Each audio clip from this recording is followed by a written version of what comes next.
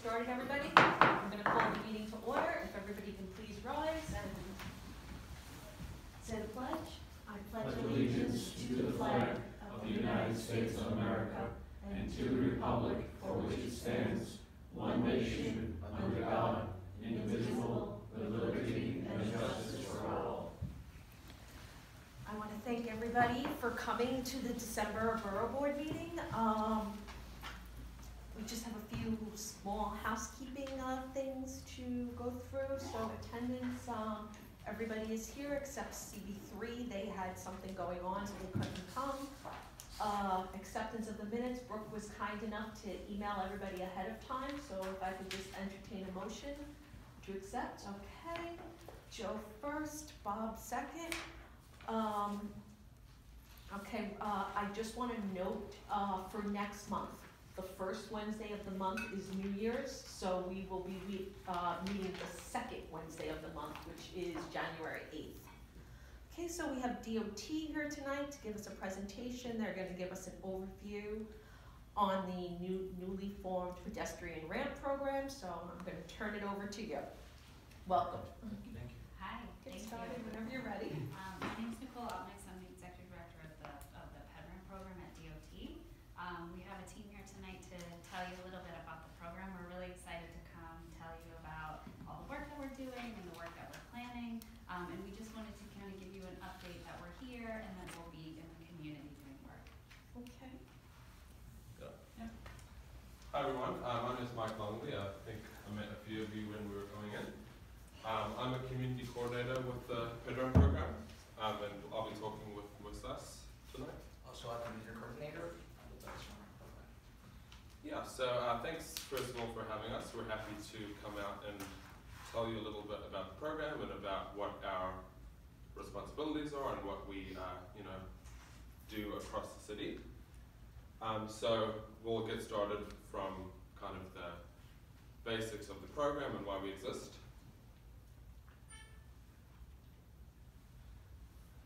So I'm sure a lot of you know what the ADA is, the Americans with Disabilities Act. So federal legislation that prohibits discrimination based on one's abilities. So this is really the baseline for design standards that we follow at DOT and at the PedRamp program. And it dictates a lot of design and construction of public infrastructure, taking into account a range of abilities. So really the core of our mission as a program is free access of the public right-of-way. So, something like a PedRamp is for someone who may not need to use it or pay attention to it every day. The average New Yorker might not know why they're there and why they look the way they do. But we, see these as something that kind of, like I said, gives free access to the public right-of-way and provides ease of access for someone to come from the sidewalk to the roadway and then back up to the sidewalk, traveling in intersections and over medians and pedestrian islands.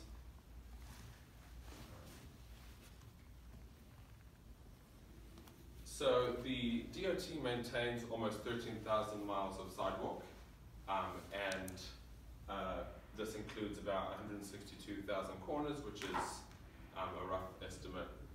So really, the program, PRP, we're set out to address every location in the city where a PedRamp exists or where a PedRamp should be located.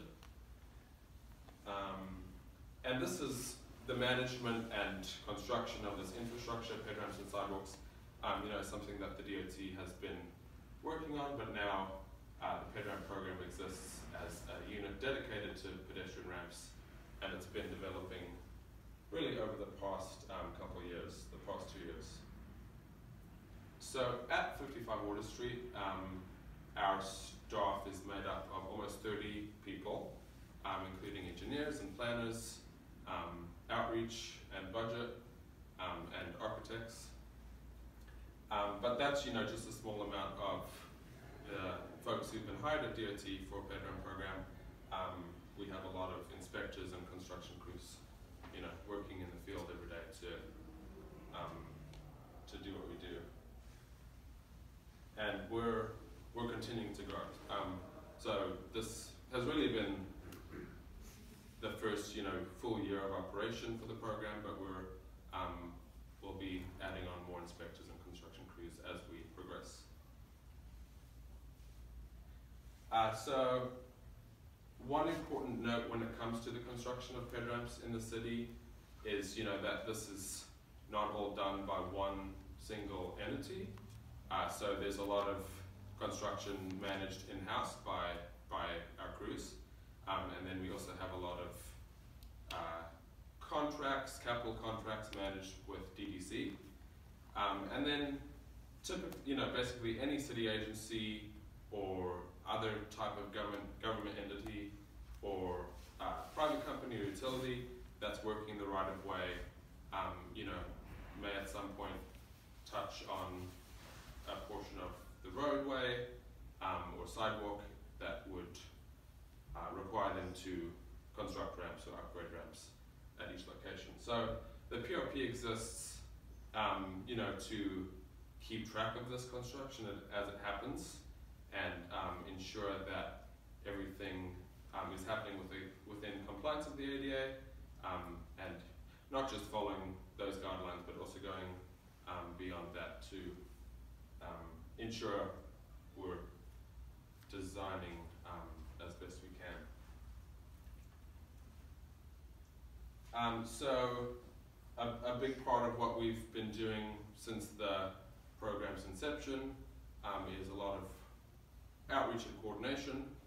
So coordination internally with other agencies, other divisions and programs within DOT, and then as well as with other city agencies and companies working the right of way where we, you know, provide trainings on ADA guidelines, ADA standards.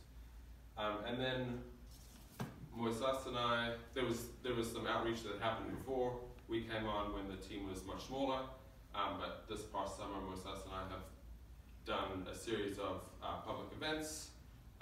We did a few weekend walks throughout the city, 5 weekend walks, and in September we were here at the downtown Staten Island weekend walk, put on by the Staten Island Chamber of Commerce, and that was our last one of the summer. So that was a nice time, just tabling and distributing information on the program and talking to people about ped ramps. And then we also did summer streets as well, and the Disability Pride Parade in the summer as well. We also have a website, nycpedramps.info. We have a lot of information there about our program, as well as additional resources that you can find there. And this website will be evolving as the program develops. So we'll be providing more information on construction progress and our work plan as more construction happens on ped ramps in the city. I will turn it over to Moisés for the next part of the presentation. Hello, everyone. So pretty much the first thing that PRP wanted to do as soon as it was created, it was like to determine the conditions of all the corners in New York City and main blocks. And as Michael mentioned before, we have more than 160,000 corners.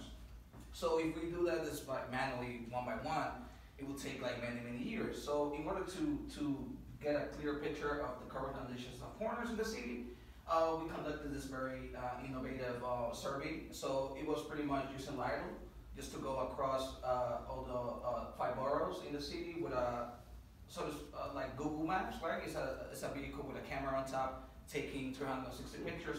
So those pictures will actually take key measurements and out of the corner, and eventually we're gonna use all the information to determine the compliancy of the corners. So we finished this survey in October, so we're gonna be working a whole year and publish those results in next year in October 2020. So what was the main point behind the survey? It was actually to help in the process of automation of the bucketing of those corners. So this is gonna help us to direct our work plans. So pretty much automatically, it's gonna bucket corners into like a simple contract, maybe a more complex sort of corners that maybe have obstacles like light poles and maybe fire hydrant, FDNY call boxes.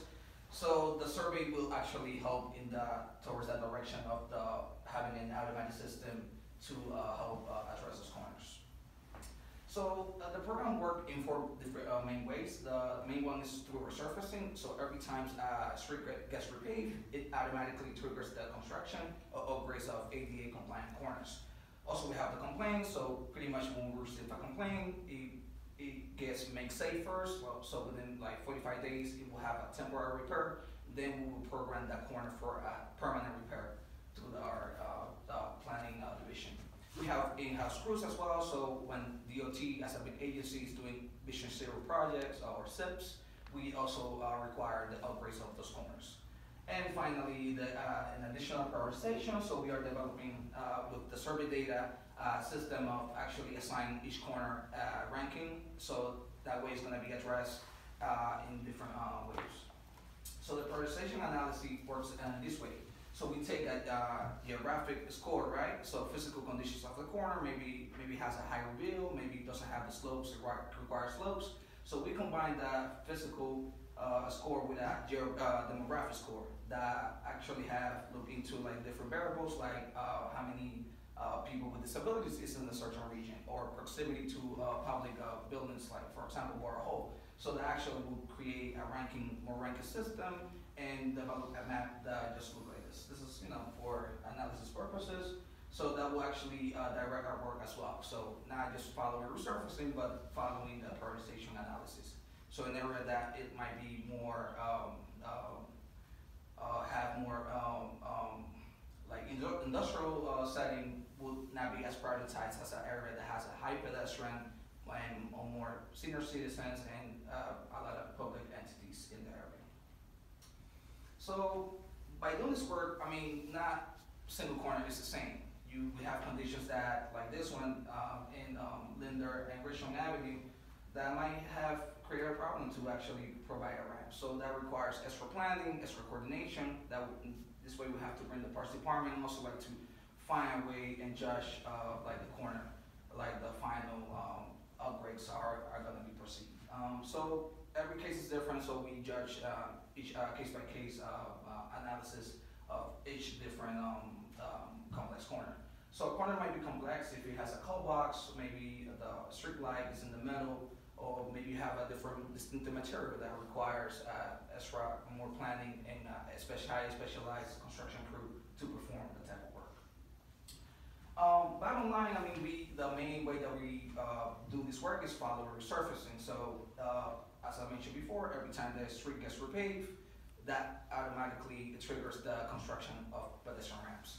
So you could look at the resurfacing schedule, like we have in RMM, or more information in our website that Mike mentioned before. Other ways to contact the DOTs through the accessibility coordinator or 211. So for next steps is we're going to be continuing doing a lot of work. We've been doing a lot of work in the past couple of years, especially here in Staten Island in all the boroughs. So we're just going to continue to ramp up that work. The public reporting of next year, we're going to publish up the results of the data survey that we collected, and bringing more in-house crews to do more construction. So and continuing coordinating with public agencies and other entities across the city. And that's pretty much it. Thank you. Okay, Victoria, I think I heard somebody ask you earlier if we could get a copy of this so we can bring it back to our principals. Okay. Does anybody have any questions? Bob? Yeah, just when you do this work, do you have like a liaison that the community can speak with, or that you'll speak to the community in advance when you come inside? That's a good question. So we actually in the works of creating the type of work of maybe when we have identified resurface stretches that were already resurfaced and construction is coming, maybe in this case, the community coordinators are gonna go in touch with businesses and other stakeholders in the area. But will you let the borough president and the council and the community boards know? Yeah, and also other contracts done by DDC, they also have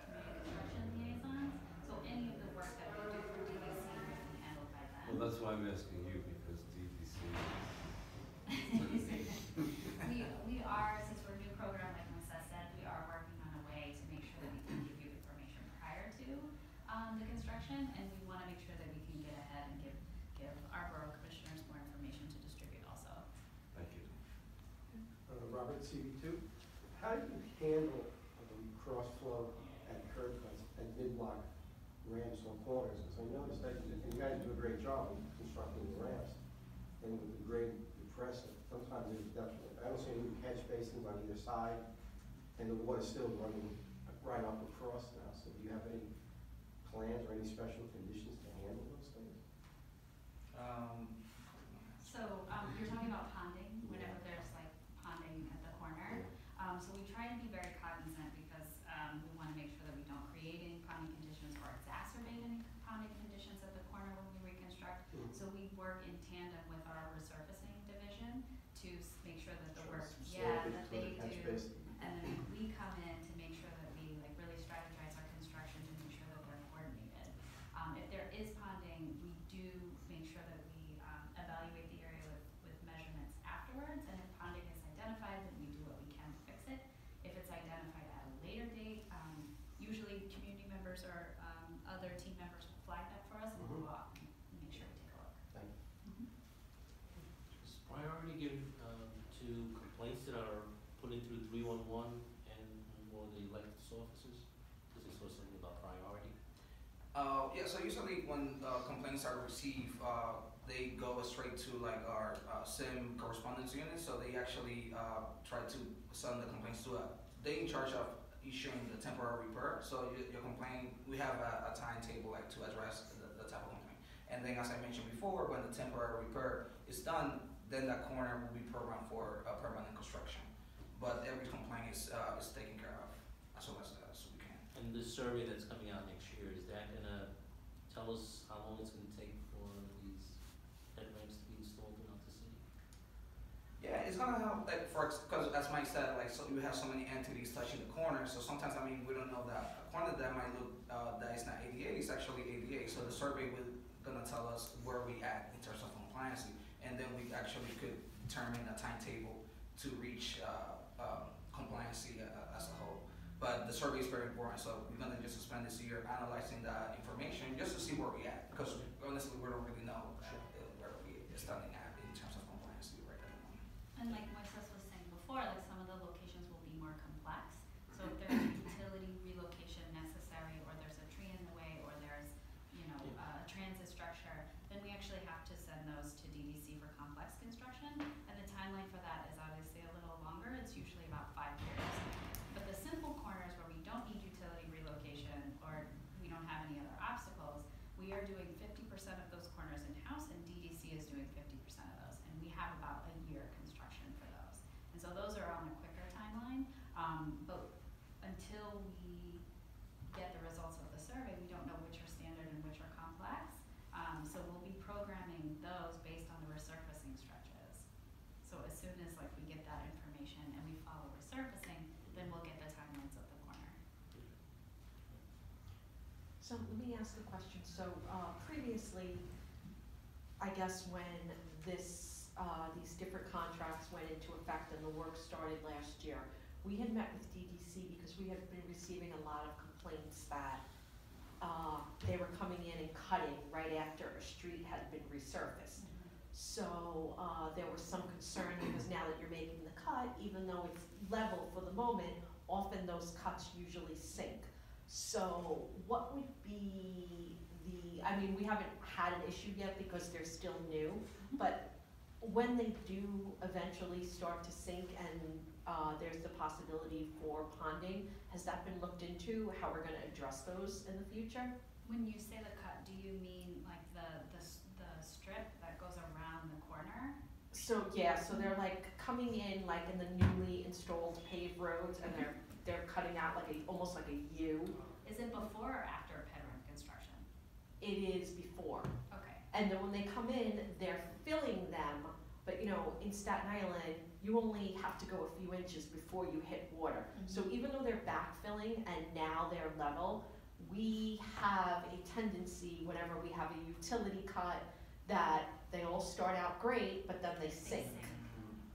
So I'm just curious if there is something in place for when this happens, or are you at least thinking about it for the future? Well, we typically try not to cut a newly paved road. It's everywhere. That's actually when we met with DDC and with the DDC contractor, they told us that that was their criteria because they felt that that was the best way to meet the grades that they were required to meet.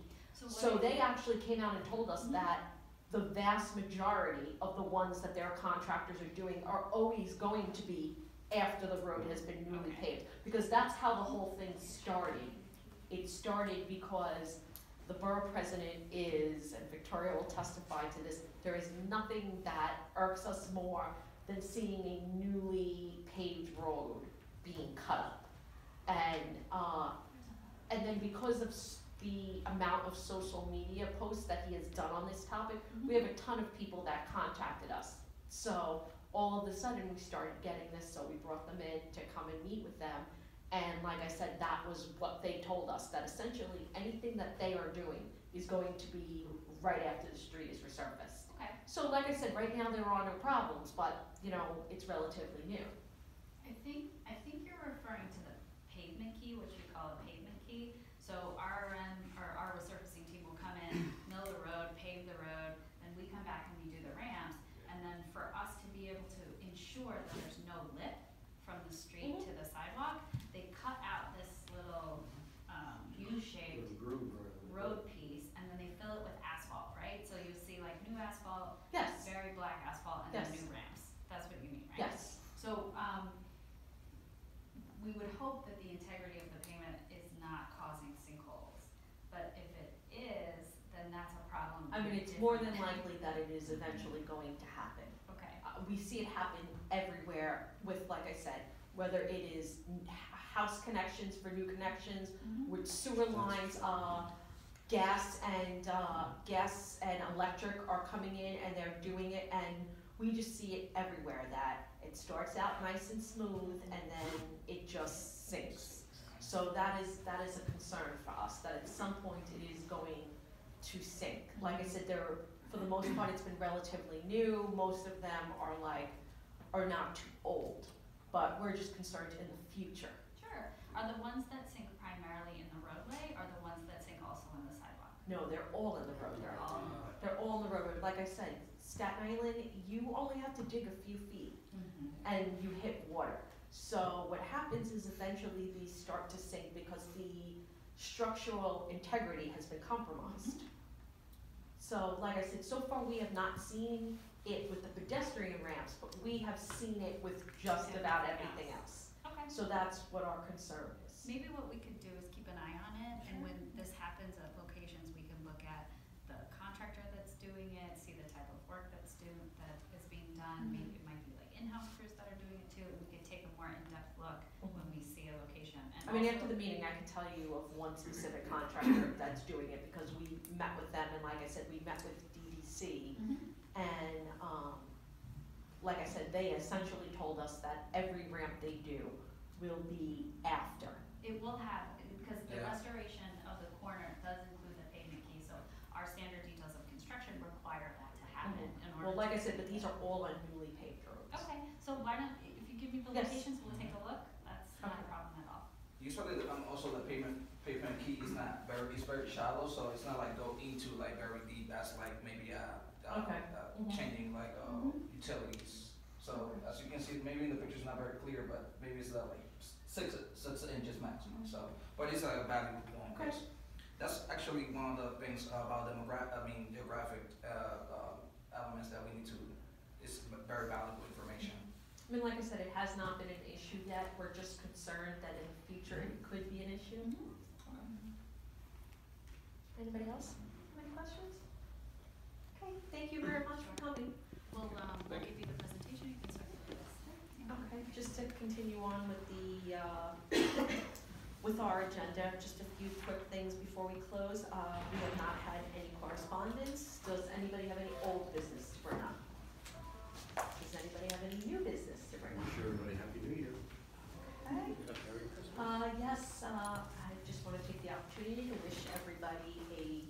holiday season. Can I entertain a motion to adjourn? No. Please, Bob first. Can I have a second? David, second. Okay, meeting is adjourned. Thank you, everybody, for coming.